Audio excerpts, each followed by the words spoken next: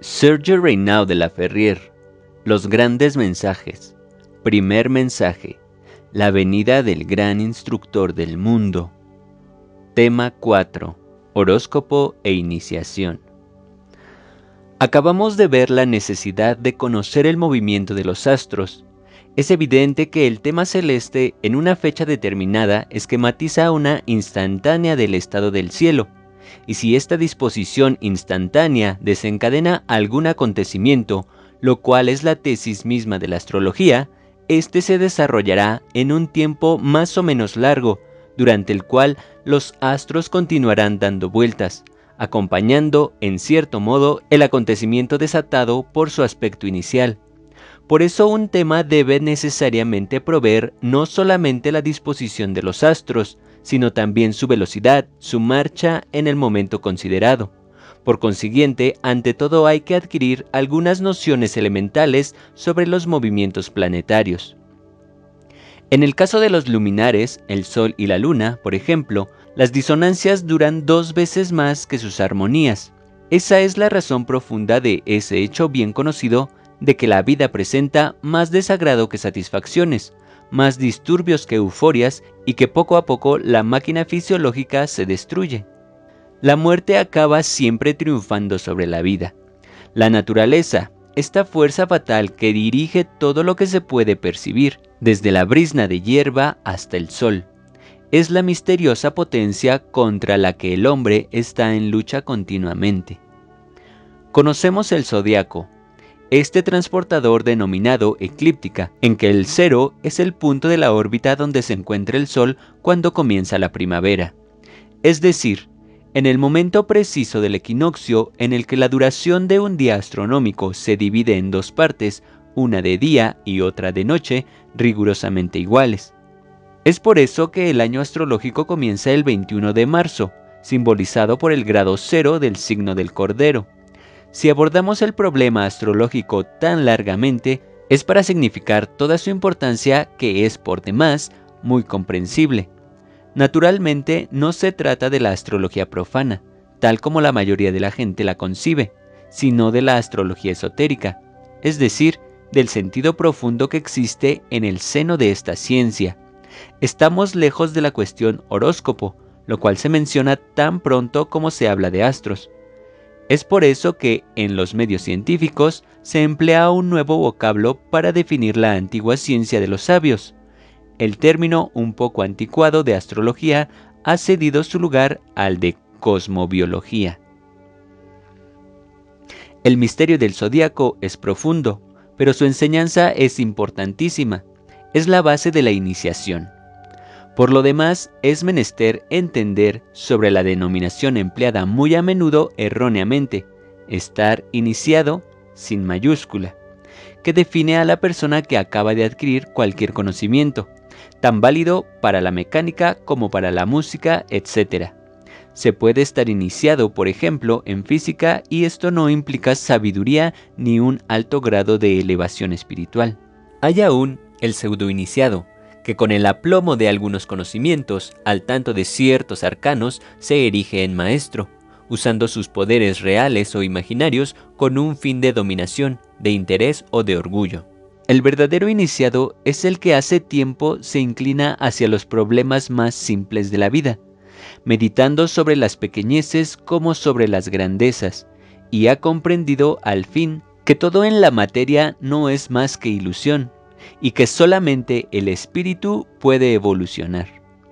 Por su vida de búsqueda y humildad merece el título de justo. Habiéndose inclinado hacia las cuestiones más abstractas, ha comprendido el sentido de ellas. Las manifestaciones de las religiones, las concepciones, no tienen para él más que un valor documental.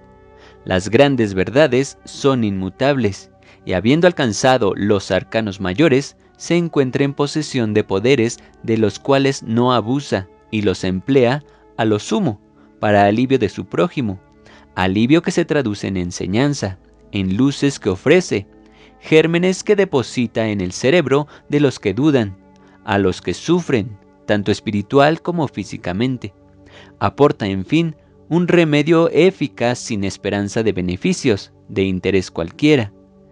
es un maestro gracias a sus conocimientos del esoterismo, gracias a su saber del que no se orgullece. Es un justo por su vida de ejemplo, de humildad, de fraternidad. Es el iniciado tal como se ha de concebir, y el único que tiene un valor en la escala de la elevación. Por consiguiente, la astrología se encuentra en el cimiento de la enseñanza iniciática, y es normal que sea con esta ciencia que se comience a subir el primer peldaño en la búsqueda de la verdad, que es el fin mismo de la iniciación. La ciencia de los astros contiene todas las claves necesarias a la evolución. Sin el conocimiento de las estrellas, ninguna otra ciencia puede ser poseída a fondo. Y en lo referente a las cuestiones abstractas, no pueden ser tratadas seriamente sin la documentación astrobiológica indispensable. Todo está contenido en el zodiaco, puesto que es la representación de lo infinitamente grande, como de lo infinitamente pequeño. Allí se encuentran los principios naturales, así como los elementos supranormales. La ley de los números, de los colores o de cualquiera otra vibración se halla en él inscrita, y son elementos con los cuales el hombre lucha o evoluciona, pues todo es evolutivo, desde la causa primera hasta las múltiples manifestaciones.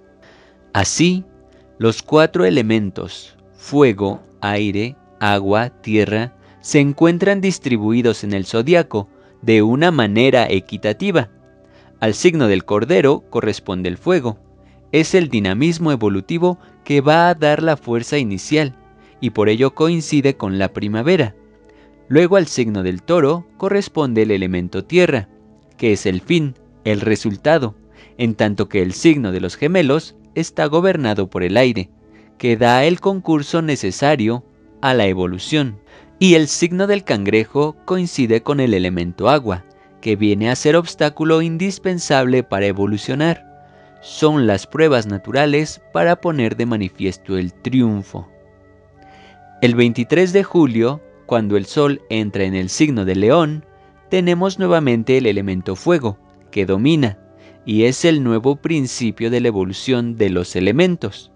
Este cuaternario evolutivo es muy importante en el esoterismo, y la lógica nos hace entrever una vez más por qué la vida proporciona mucho más sufrimiento que satisfacciones.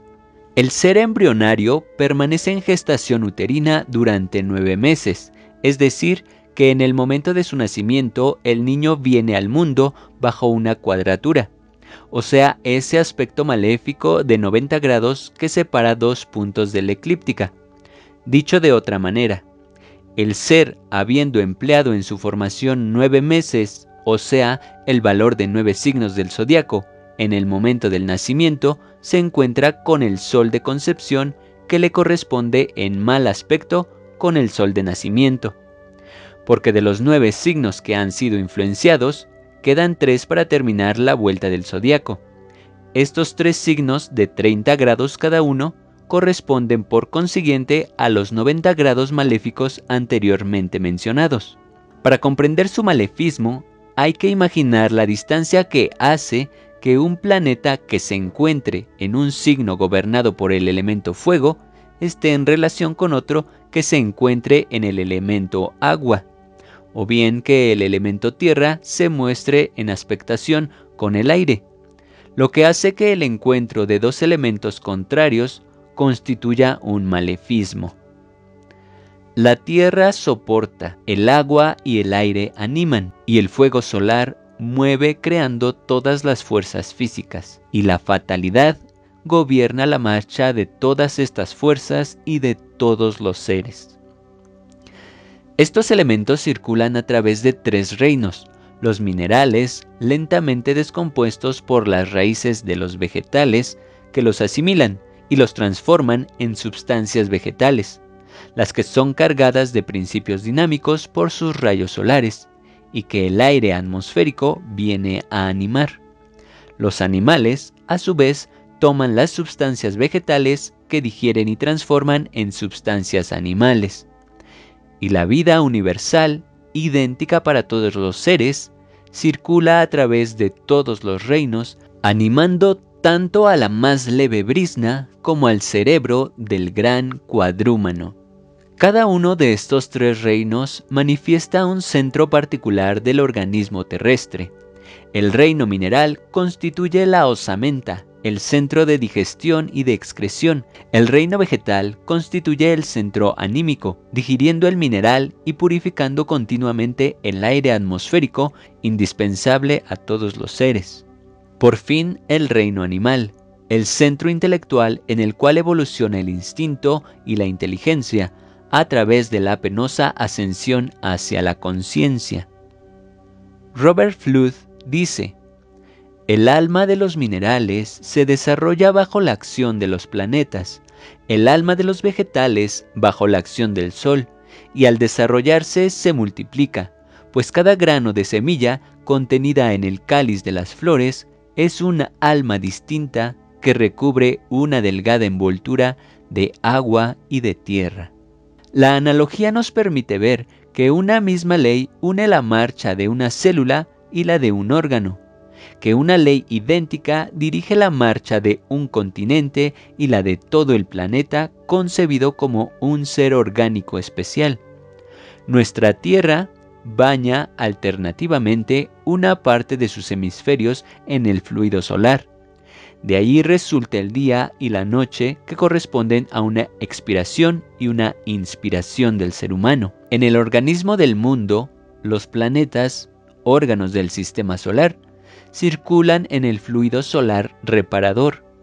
En el organismo humano, el fluido reparador es la sangre que circula por los órganos que baña. La Tierra aspira el movimiento por el ecuador y lo expira por los polos. Es aún Roberto Flood quien dice: la luz, al mezclarse con el aire invisible, produjo el éter, otra especie de fuego más sutil y más activo, principio de la generación del organismo, vehículo de la vida en toda la extensión del universo. El éter no es un cuerpo propiamente dicho, sino un término medio, una especie de mediador por el que se interpenetran mutuamente el cuerpo y la fuerza vivificante, es decir, el alma del mundo. Los tres influjos que recibe nuestro planeta vienen: 1 del Sol, 2 de la Luna, nuestro satélite, y 3 de los otros planetas del sistema solar. El estudio de estas corrientes fluídicas y su acción fisiológica constituye la astrología. En esta ciencia, como sabemos, el macrocosmo está representado por el zodíaco propiamente dicho, es decir, por los signos astrológicos. Este círculo simbólico está dividido en 4 arcos iguales de 90 grados, que son las 4 estaciones, y cada uno se divide en 3 signos zodiacales iguales de 30 grados, lo que forma los 12 signos bien conocidos. Por el contrario, el sensitivo órgano esencial del microcosmo se encuentra dividido en 4 arcos de 90 grados, y cada uno de estos cuadrantes en 3 zonas iguales de 30 grados, que son las casas astrológicas, es decir, los dominios especializados de nuestra receptividad a los influjos del cielo. Si se habla siempre de la desigualdad de las casas, sabemos que es únicamente por la construcción de los planos imaginarios, gracias a la proyección sobre el ecuador que no es su base. Los antiguos concebían los temas astrológicos trazados sobre la ortovertical, y toda la aridez de esta cuestión se suprime con la proyección estereográfica de nuestra esfera. Los primeros grados iniciáticos conducen maquinalmente al estudio de la magia. Además de la brujería o magia de bajo fondo, por la que no hay que interesarse más que a título informativo, está la magia, que es el empleo de las fuerzas naturales y principalmente el conocimiento de la teoría de las vibraciones. Esta parte se divide en magia práctica o personal y magia ceremonial. Por encima de estos 2 primeros estados hay un grado superior, que es la teurgia. En la magia se considera al mundo o macrocosmo en 3 planos: plano físico, plano astral y plano divino. Estos 3 planos corresponden en el hombre o microcosmo a 3 cuerpos: el cuerpo físico, el cuerpo astral y el cuerpo divino. En lo que toca a nosotros, habitantes de la Tierra, 3 astros ocupan una posición primordial: la Tierra, la Luna y el Sol. Los 3 planos del macrocosmo y los 3 cuerpos del microcosmo corresponden análogamente a estos 3 astros: físico a la Tierra, astral a la Luna, divino al Sol. Lo que se produce en el microcosmo se produce analógicamente en el macrocosmo, y la clave de la evolución natural no reside en los cambios de forma, sino en la búsqueda de las fuerzas involutivas generadoras de estos cambios de formas. Toda evolución está precedida de una involución. Durante el proceso de evolución y de involución que soporta el espíritu inmortal, el ser atraviesa diversas clases sociales que dependen de su conducta en existencias anteriores. Clases sociales a menudo deseadas en la vida precedente, pero que también son resultado del comportamiento de vidas sucesivas. Sin embargo, las concepciones pueden variar, es decir, algunos tomarán estos términos al pie de la letra, mientras que otros se acogerán a diferentes filosofías que sería naturalmente demasiado largo analizar aquí.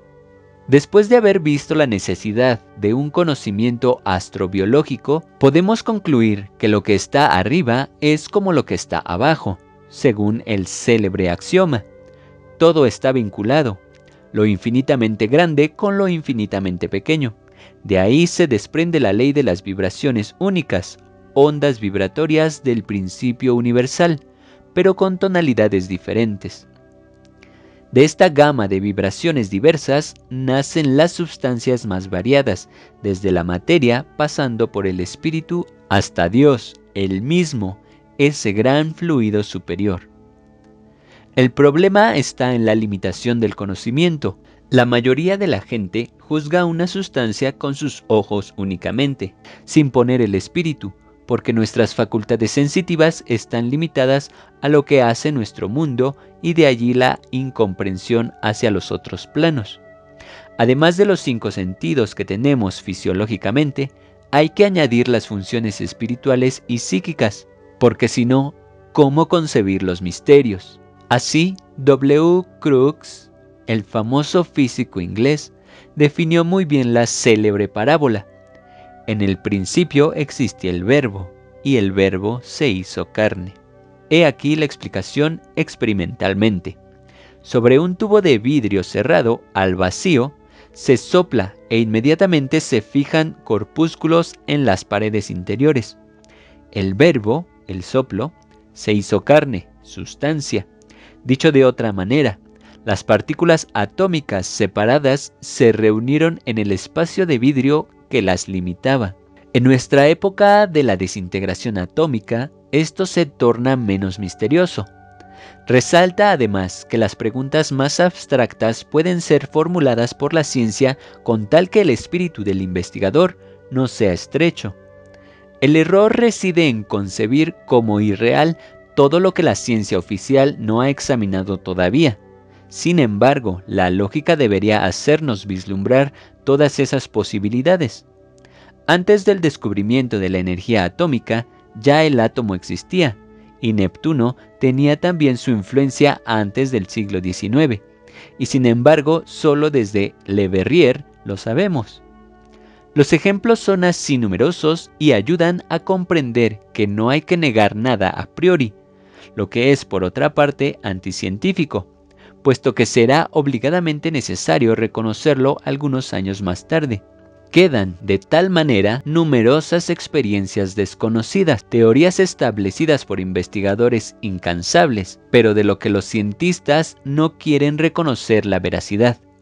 Doctos sabios pagados de su personalidad que no pueden admitir que otros conozcan lo que ellos ignoran. En religión sucede lo mismo sin prejuzgar de los principios teológicos. La misión del Aquarius se propone explicar los símbolos que no son misterios más que para quienes los quieran tomar como tales. Naturalmente, la iglesia organizada tiene ya bastantes dificultades para hacer respetar su dogma sin haber intentado todavía dar una enseñanza iniciática.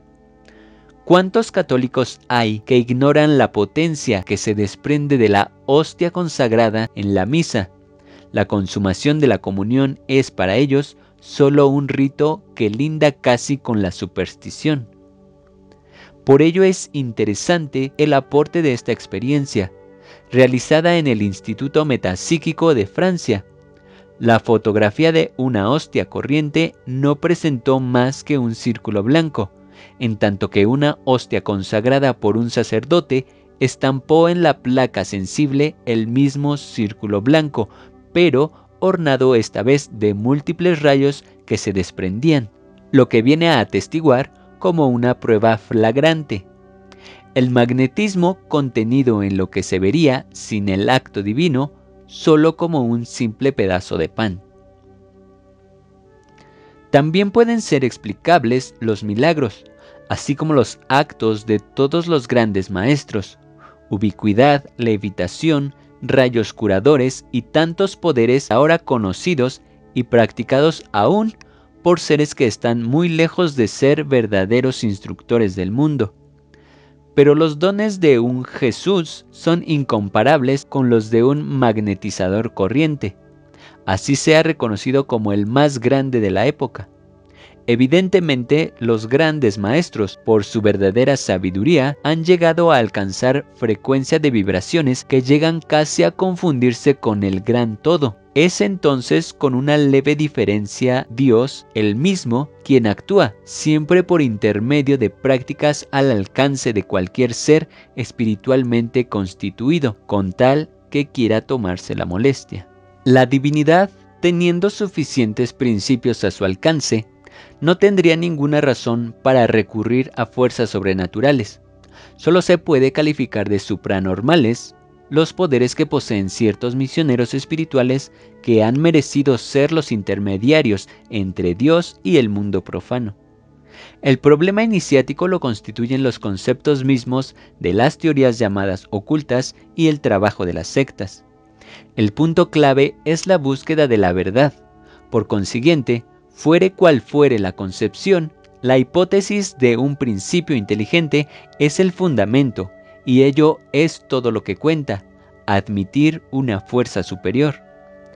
La misión del Aquarius no tiene el fin de convertir o imponer sus puntos de vista, sino únicamente exponer claramente los problemas que apasionan a la humanidad, sin considerar las numerosas expresiones en que convienen o no los adeptos. Dicho de otro modo, la Orden del Aquarius no es un neologismo, sino un sistema regenerador para hacer retornar al mundo profano o mecanomaterialista a una idea más exacta de las cosas. Un Dios único es, evidentemente, la única posibilidad, pero cada quien puede concebirle diferentemente. Es aquí cuando intervienen los instructores a fin de exponer, según el nivel evolutivo, los símbolos representativos de la iluminación de los misterios. No hay, naturalmente, que asimilar la divinidad a un ser antropomorfo. El hecho de conocer a Dios limitadamente bajo una representación cualquiera tuvo como consecuencia que las muchedumbres identificaran a Dios con la Iglesia y con los sacerdotes, y de allí a negar su existencia solo mediaba un paso. Decir naturaleza, providencia, destino, es admitir al Creador, al arquitecto, por consiguiente a Dios. Todo consiste en concebir que nada es viable sin un principio inteligente. Sea con la ciencia que fuere, se sube fácilmente bastante lejos en la escala de las evoluciones, pero esto no indica que alguna teoría materialista haya podido dar la explicación de la primera célula inicial. Es necesario, pues, tornar hacia un poder superior que ha de llamarse Dios, y que de todas maneras permanece en lo desconocido, y sobre todo en lo incomunicado. De lo contrario, ya no sería Dios. El gran error consiste en haberle dado un nombre compuesto con letras comunes, que pueden formar otras palabras convergiendo a lo limitado y a lo catalogado. Está bien que la vida sea rotulada por los sabios con una fórmula, pero dar un nombre a la fuerza todopoderosa es quitar algo al gran todo, es rebajar la divinidad a nuestro nivel. Esto ha sucedido sobre todo por la incomprensión de los cientistas que han perdido el valor primario de los nombres como de las cosas. Dios debería permanecer en su apelativo mnemotécnico, D-I-O-S, pues así despliega una fuerza vibratoria cuyo sonido haría bajar la cabeza. Todo es vibración, y los alfabetos no han sido hechos a la aventura, pues toda forma de expresión verbal es el producto de 10 gritos de animales que son el fundamento de las formaciones lingüísticas. Es por lo que los abecedarios antiguos tienen tanto valor. Las lenguas muertas, tales como el griego, el latín, el hebreo o el sánscrito, han conservado sus vibraciones iniciales. De allí que las fórmulas mágicas o las misas religiosas, que no son más que magia blanca, sean siempre en una de estas lenguas. El sánscrito nos ofrece un hermoso ejemplo de la fuerza emanada por determinadas letras. Antes de expresar cualquier cosa en esta lengua, se traza una barra horizontal, lo que ya denota una limitación entre lo infinitamente grande y lo infinitamente pequeño. Una vez esa raya marcada, se dibuja la inscripción, pero siempre bajo la barra inicial, lo que delimita bien el cielo y la tierra, o dicho de otra manera, Dios y el ser humano, que respectivamente se expresan. Todos los signos sánscritos son uniformes, una parte virgen, el sitial de la divinidad, y en la otra parte debajo de la raya horizontal se indica lo que quiere expresarse. Sin embargo, algunas letras se escriben con partículas arriba de la mencionada barra, y son justamente letras particularísimas, puesto que forman los caracteres necesarios para la composición de palabras que permiten alcanzar el plano divino. Los ocultistas, tanto como los orientales, conocen bien el famoso vocablo Om Mani Padme Hum, que pronunciado con ciertas notas desprende vibraciones al punto de permitir al practicante fundirse en el gran todo, lo que tiene por efecto dejar al espíritu salir de la envoltura corpórea para ascender a Dios. En el lenguaje yoga, es hacer vibrar las fuerzas internas al punto de iluminar Kundalini, a fin de liberar por la abertura de Brahma las fuerzas físicas transmutadas en fuerzas psíquicas. Nada se crea, nada se pierde. Emanados del gran todo, tenemos que retornar a él. Como todo es evolutivo, retornamos a él a través de estadios más o menos largos, según nuestro grado de elevación, es decir, que nuestro nivel evolutivo guarda correlación con la gama de vibración con la cual nos sintonizamos. De ahí la necesidad absoluta de perfeccionarse para ascender más fácilmente a las esferas superiores. No tendremos siempre nuestro cuerpo material para satisfacer nuestras pasiones. Es necesario, en consecuencia, adoptar la costumbre de que sea el espíritu el que ordene a la materia, a fin de ya no ser esclavo de nuestros imperativos materiales.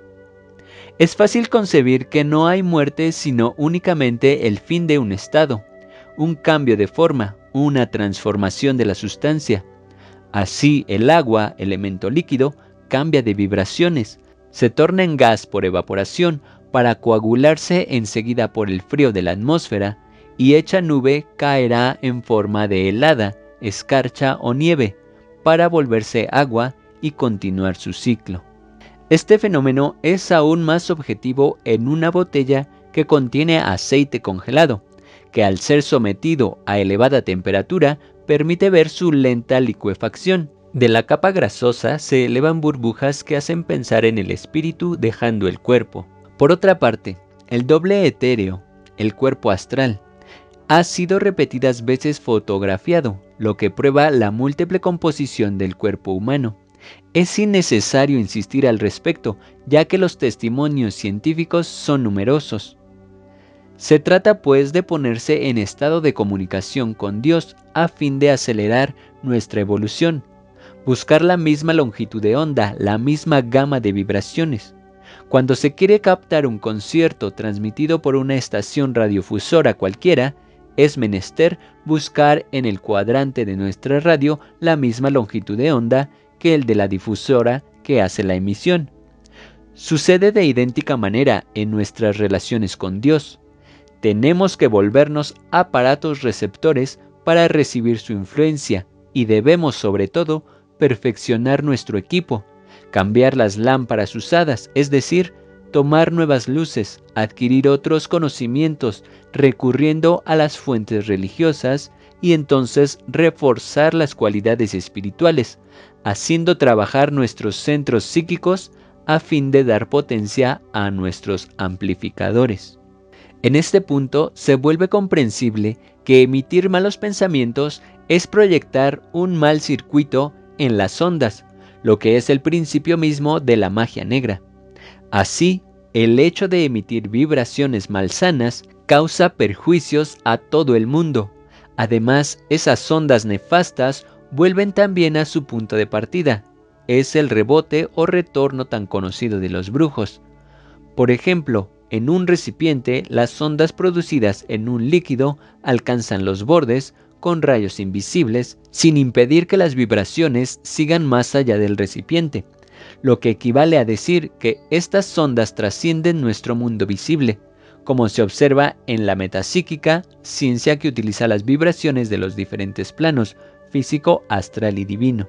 Provocar perturbaciones en estos mundos es arriesgar no solamente a verse alcanzado por fuerzas llamadas desconocidas, que se califican de mala estrella, destino ingrato, suerte negra, etc., sino preparar fracasos a nuestra evolución que habrá de soportar nuestra individualidad en diferentes esferas. En suma, es retardar el estado final denominado paraíso o nirvana. Ese estado que tiende a expresar el momento en que el alma se presentará ante Dios, o lo que significa en otros términos, que el yo superior habrá de confundirse con el principio único. Además de estas consideraciones, y ante todo, la disciplina es indispensable. No puede concebirse la verdadera oración, la meditación, la concentración, esos estados que hay que practicar diariamente sin un control absoluto de las facultades. Luego, ¿cómo imaginarse eso si el cuerpo reclama una porción de cosas, buenas comidas, bebidas alcohólicas, vínculos sexuales y pasiones varias? El hombre no muere, se mata, dice Lavoisier. Y ello es tan cierto que la fecha de la muerte sería fácilmente retardada con solo suprimir el alcohol. Antaño, el promedio de vidas era de 140 años. Es innecesario, por otra parte, comentar lo pernicioso de la alimentación a base de carne. El hecho de no comer carne no es solamente una concepción mística, sino que es reconocido que nadie se puede desarrollar psíquicamente con un alimento tan pesado.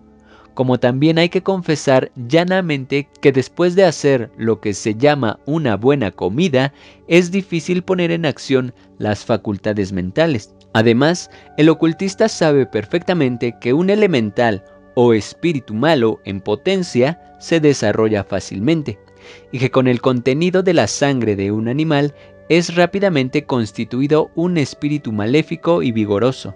Se puede aún hacer intervenir la teoría de la reencarnación. Uno se pregunta, ¿cómo el simple hecho de comer carne de cadáver no asquea más a la gente? Parece baladí insistir sobre todas esas cosas, y sin embargo, la gente en términos generales ignora esas grandes y primeras verdades.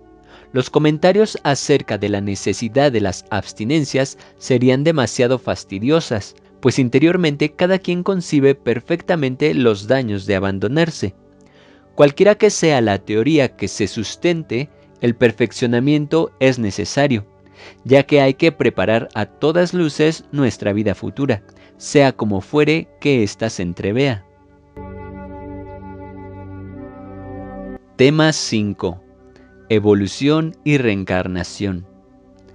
Pitágoras admitía varias existencias sucesivas y sostenía que el presente que nos hiere y el futuro que nos amenaza no son más que la expresión del pasado que ha sido nuestra obra en los tiempos anteriores.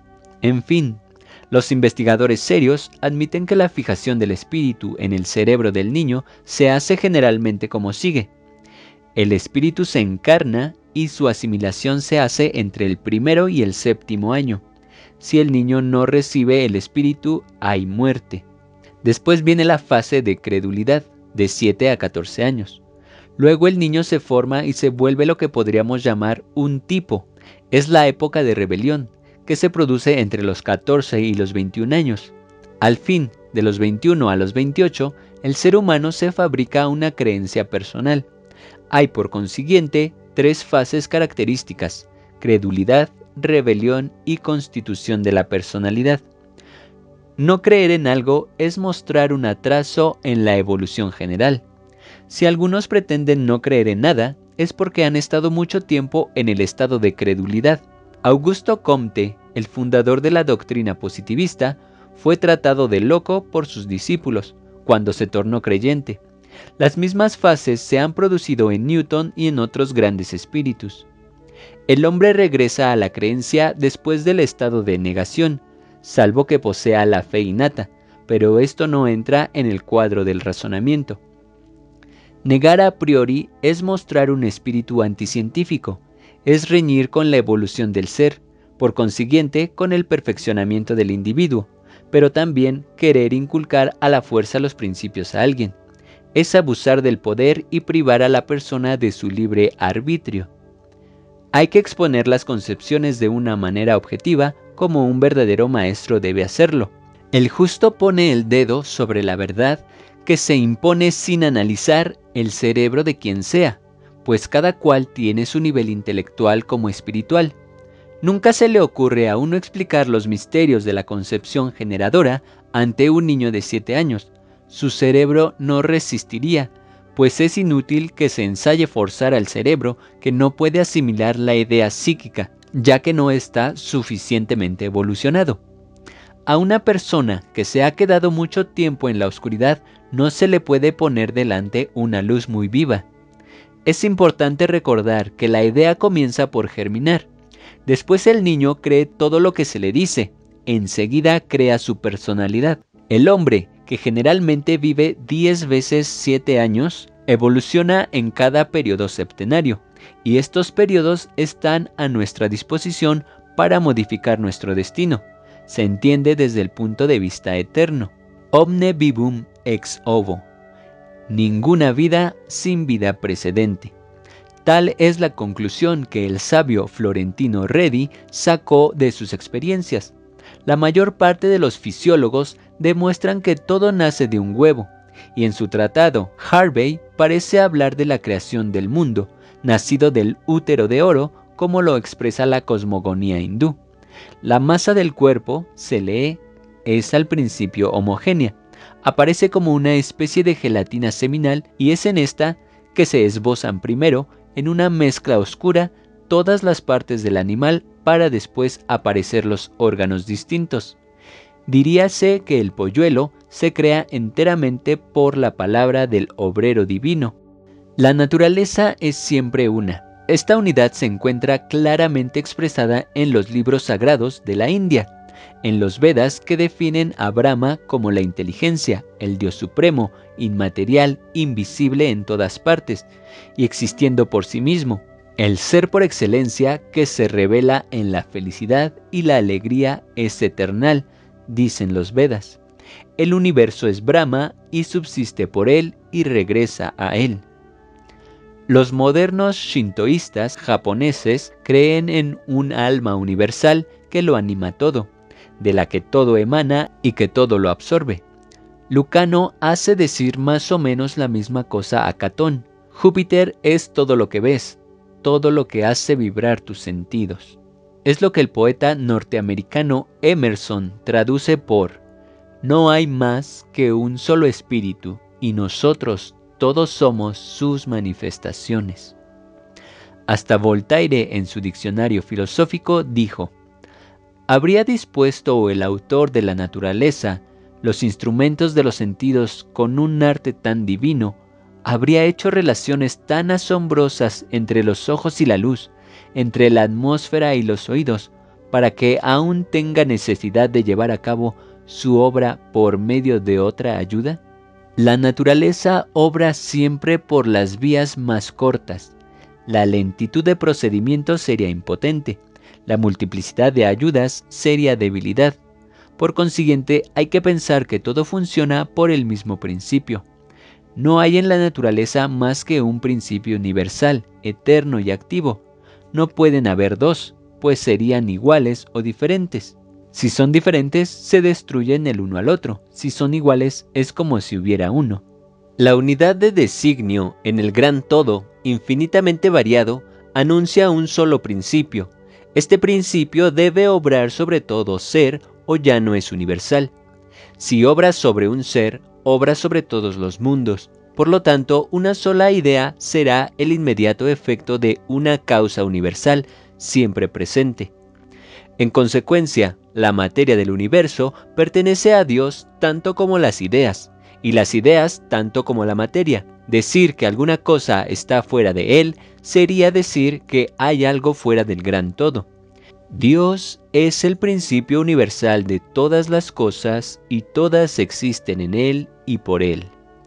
La cita de Voltaire resume bien la unidad de la naturaleza, lo que prueba que el filósofo de Ferney no solamente tenía ideas muy avanzadas para su época, sino también que no era ni materialista ni ateo. La evolución del hombre reproduce exactamente la de la humanidad, la del globo mismo. En otras palabras, la evolución del microcosmo es idéntica a la del macrocosmo, lo que es arriba es como lo que es abajo.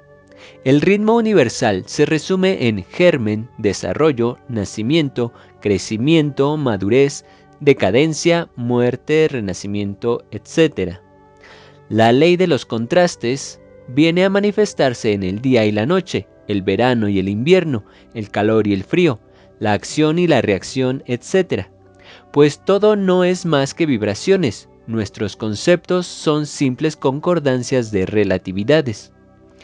Todo cumple su evolución según la ley fundamental, según la unidad que armoniza todos los modos bastante complejos de la materia universal.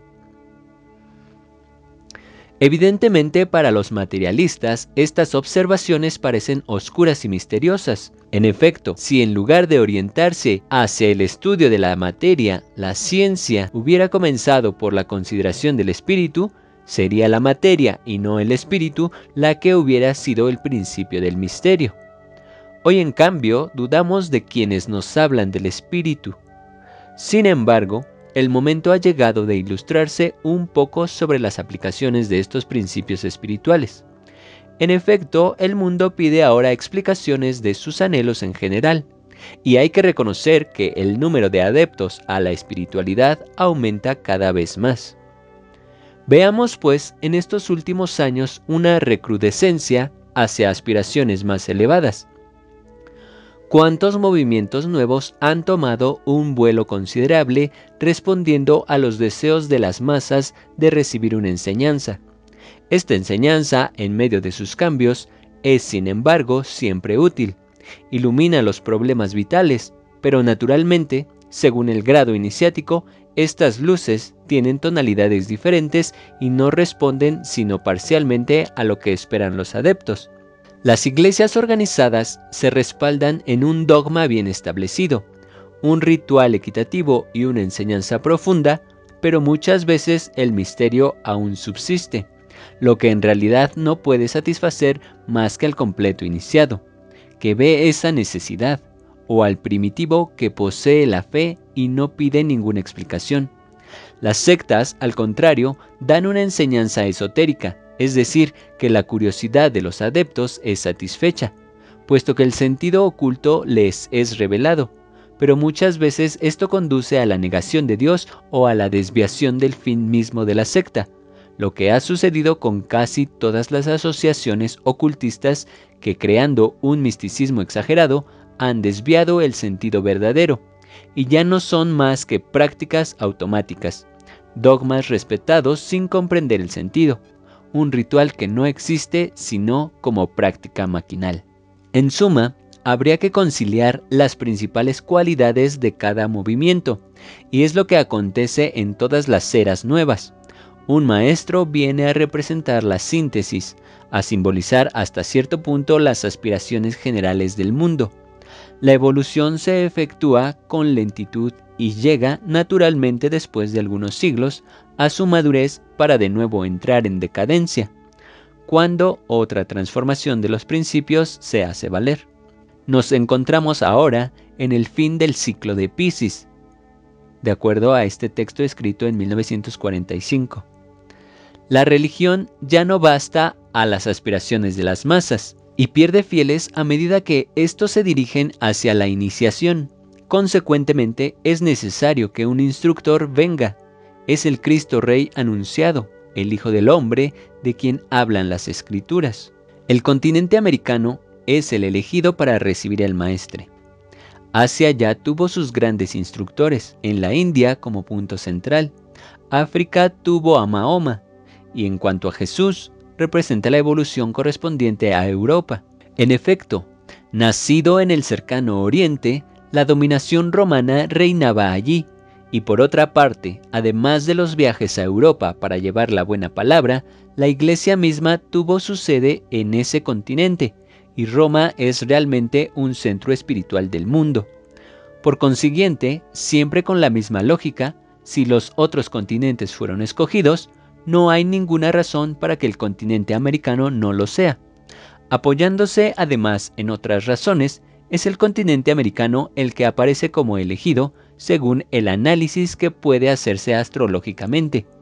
Aún por muchas otras consideraciones, es fácil concebir una era americana después de las otras grandes eras atribuidas a los demás continentes. Por consiguiente, juzgando según diferentes puntos de vista, esta hipótesis llega a ser una certeza.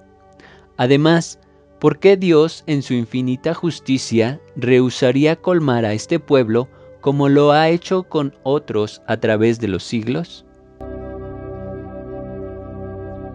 Tema 6. La Orden del Aquarius.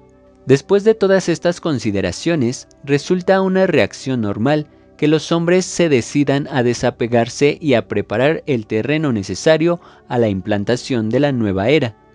Estos seres son los misioneros espirituales del Aquarius, quienes se proponen no solamente impartir una enseñanza indispensable para abordar los grandes problemas, sino también para dar ejemplo para mostrar al mundo el espíritu que debe reinar y el modo en que se debe vivir para lograr el máximo de posibilidades. Las conferencias organizadas persiguen un doble fin, pues naturalmente, además de las explicaciones mismas que pueden ser dadas fuera de esta exposición, es obvio que existe un fin práctico. Las exposiciones pueden interesar de diferentes maneras, sea desde luego a título de documentación, también por simple curiosidad, o con la idea de prosecución, y aún muchas personas estarán sin duda deseosas de participar de un modo o de otro en este movimiento. Las formas de participar son las siguientes. 1. A título de simpatizantes del espíritu acuariano. 2. Como adepto de la Orden del Aquarius. O 3. Como postulante al título de misionero del Aquarius. Como simpatizante, se necesita tener un espíritu abierto y listo para llevar adelante las nuevas concepciones objetivamente. No se trata de una conversión. El sistema del Aquarius pide únicamente desechar el dogma estrecho en el cual hemos caído. No importa la manifestación religiosa practicada. Lo urgente es el retorno a la verdadera religiosidad, a la concepción pura, a un equilibrio. Naturalmente, propagar las teorías de la era del Aquarius es el primer deber del simpatizante, como de cualquier otro participante de este nuevo ciclo. Como adepto a la Orden del Aquarius, ya no hay que contentarse solamente con la propagación del espíritu nuevo que debe reinar. Hay que participar de una manera más eficiente en el movimiento, que pide ejemplos. Para este efecto, los adeptos deberán seguir las direcciones de los maestros cuya ley han venido a buscar. De allí pueden hacer un nuevo género de vida. En efecto, si a algunos les fuera permitido seguir viviendo la vida del mundo por consideraciones particulares, en general los adeptos deberán con su ejemplo de vida probar su entera abnegación a la causa. Y es para el efecto que se fundarán colonias para que, por medio de una existencia en comunidad, se adquiera el espíritu de fraternidad, la orientación de sus facultades y las costumbres para adquirir el máximo de sus posibilidades. Todo ello al mismo tiempo que se fomente la búsqueda de la verdad por medio de discusiones filosóficas en el ambiente adecuado. Los postulados al título de misioneros espirituales del Aquarius estarán sujetos a una disciplina mucho más estricta, además de un conocimiento más profundo e indispensable para solicitar esta candidatura. La abnegación de sí mismo es sin duda la primera regla, pero es el perfeccionamiento del individuo hacia donde todos los esfuerzos deben dirigirse. Una regla de vida sencilla, natural, con alegrías puramente espirituales y abandono de todas las ilusiones sobre el bien material. Es el triunfo del espíritu sobre la materia. Después de una vida en comunidad, bajo un ambiente sano, los postulantes son iniciados positivamente en el esoterismo, hasta el día en que, juzgados aptos para impartir las enseñanzas, son consagrados misioneros y pueden entonces, según las necesidades, ir a instruir por todo el mundo o, en calidad de instructor, permanecer. Quienes ya preparados se dedican a la labor de instrucción espiritual, científico-cultural, aunque este vocablo se aplica con amplitud de gran importancia al iniciado del sexto grado, el Sat Arhat, en una colonia para indicar la línea de conducta a los nuevos adeptos. Queda además una categoría, la cual es de gran importancia mencionar, pues su elevación es tanta que ya casi no es de este mundo, pero la orden del Aquarius no tiene ningún misterio y su existencia no tiene ninguna razón para ser ignorada. Alcanzado el supremo grado de iniciación, estos grandes maestros se apartan totalmente del mundo y, partiendo de las colonias espirituales donde hicieron su pasantía de misioneros instructores, buscan refugios en donde, viviendo solitariamente, se dedican a meditar sobre los problemas del mundo divino. Retirados en las altas mesetas de los Andes, trabajando en silencio para mejorar las condiciones de los pueblos, realizan aún más progresos, pues los grandes maestros no ignoran que aún en unión íntima con el Todopoderoso, solo por medio de las antenas psíquicas es como se puede alcanzar al Dios Supremo. Nuestra envoltura material nos impide siempre realizarlo enteramente y de manera continua. Donde algunos están reunidos así, el poder magnético desarrollado permite vibraciones ultra superiores que tocan a las colectividades que han deseado ponerse en relación con ese centro. En otras palabras, las personas simpatizantes del Aquarius serán por este hecho ayudadas en su vida por estos grandes maestros. Evidentemente, el continente americano ha sido elevado hasta la mirada de la alta inteligencia divina y posee un centro regenerador especial, como lo fue mucho tiempo el Tíbet para el Asia y por consiguiente para el mundo. Este centro es el preciso lugar en donde naturalmente se retirarán los grandes maestros. De acuerdo con los cálculos, tanto geológicos como magnéticos y simbólicos, ese punto se encuentra situado en las altas mesetas de la cordillera de los Andes. Es bajo la sombra de un viejo templo inca, lugar sagrado donde los profanos nunca han podido llegar, pese a las diferentes expediciones organizadas en donde los misioneros del Aquarius podrán retirarse. Gracias a su mansedumbre, ellos podrán aproximarse a esos lugares que a través de los siglos han sido tan celosamente defendidos por sus veneros incaicos de riqueza material y espiritual que encierran. En cuanto se refiere a las colonias que deben ser establecidas, esto es optativo, pues así como se puede instalar un campo en el sur del Perú para estar en proximidad del centro iniciático, también se pueden crear otras grandes comunidades con tal que un número suficiente de adeptos se encuentren reunidos en un lugar. La vida en los campos espirituales será sencilla. Se instalarán cerca de las ciudades a fin de que las personas profanas puedan llegar a visitarlos para documentarse o recluirse algún tiempo. Es evidente que la orden del Aquarius acepta a cualesquiera sin distinción de raza, credo o color. Ningún misterio subsiste, todo el mundo tiene derecho a una enseñanza y los perturbadores se condenarán a sí mismos. En los campos, los reglamentos no son absolutos por la sencilla razón de que el Aquarius no quiere instituir una dictadura. Cada uno obra según su buena fe y su sentido lógico. Sin embargo, el ejemplo les será dado por los instructores que darán la razón de sus disciplinas. Le toca al adepto seguir al movimiento si lo juzga necesario. Además, es según su comportamiento en la vida de la colonia que los maestros podrán juzgar de sus posibilidades y de su grado de evolución, tanto como de su grado iniciático gracias a las enseñanzas. Por regla general, hay que comenzar por luchar contra las impulsiones malsanas, las manías, las pasiones, los tics, etc., lo que no implica una abstinencia completa en ningún dominio que sea, sino una distribución equitativa de sus fuerzas. No nos podemos dominar de la noche a la mañana. No hay que forzar la naturaleza bajo pena de peligros que pueden llegar a ser graves, y por eso todas las disposiciones deben ser tomadas bajo la dirección de un maestro. Se debe adquirir la pureza, pero aquí el trabajo se hace igualmente por medio de una evolución lenta. El primer avance resulta de las condiciones alimenticias, pues hay que ocuparse primero de las necesidades del cuerpo a fin de predisponerlas del espíritu. Se emplean diferentes métodos de gimnasia, pues no se trata únicamente de desarrollar fuerzas musculares o de adquirir agilidad, pues además de estas dos cualidades existe también el dominio psíquico, que se atiende a su vez en las prácticas del yoguismo. Los hindúes especialmente han tratado de desarrollar estas cualidades fluídicas.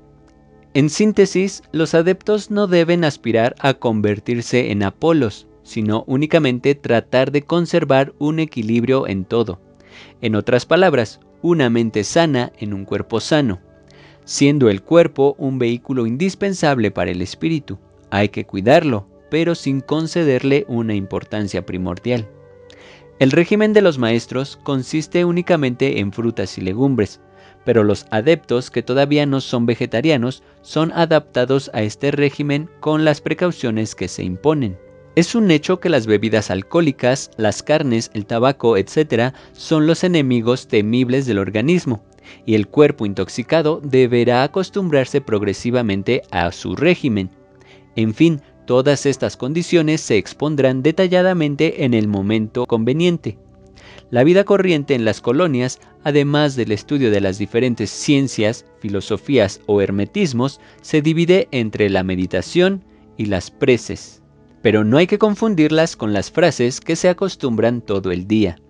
Se trata de crear una comunión con lo infinitamente grande, así como también de hacer el descanso absoluto del cuerpo y del espíritu. Cada día es necesario un momento de calma completa. En fin, además de estas prácticas espirituales o psíquicas, quedan los baños y los ejercicios al aire libre y la conveniente exposición del cuerpo a los rayos benéficos del sol. Aún más, se requiere sobre todo que cada uno obtenga costumbres ejemplares. Se emprenderán actividades artísticas como la pintura, la escultura, la alfarería, la modelación, etc. Como se puede ver, el aburrimiento no debe reinar. Naturalmente, las visitas que los extraños, los profanos y los curiosos hicieran a los campos no serán en ninguna forma fuente de ingresos. Los campos subvendrán por sí mismos a las necesidades. Las cuestiones monetarias no deben entrar en consideración. Sin embargo, si alguna vez se venden algunas cosas a beneficio de la obra, será únicamente para subvenir a las necesidades de los que, estando lejos, quisieran venir a una de nuestras comunidades. Por consiguiente, los medios de vida son reales. Todo el mundo sabe que hay bienhechores que están siempre dispuestos a hacer donaciones para una obra semejante. Algunos no han vacilado ya en poner sus propiedades a la disposición de nuestro movimiento. Otros ofrecen contribuciones que no por modestas son menos agradecidas. Es inútil decir que les damos nuestra bendición y que les agradecemos el dar una prueba efectiva del espíritu acuariano que los anima para ser de los primeros en aprovechar la nueva edad. Preparemos la venida del Cristo Rey, el Mesías glorioso, el Hijo del Hombre, que nos promete la Edad de Oro. Que reine el Aquarius.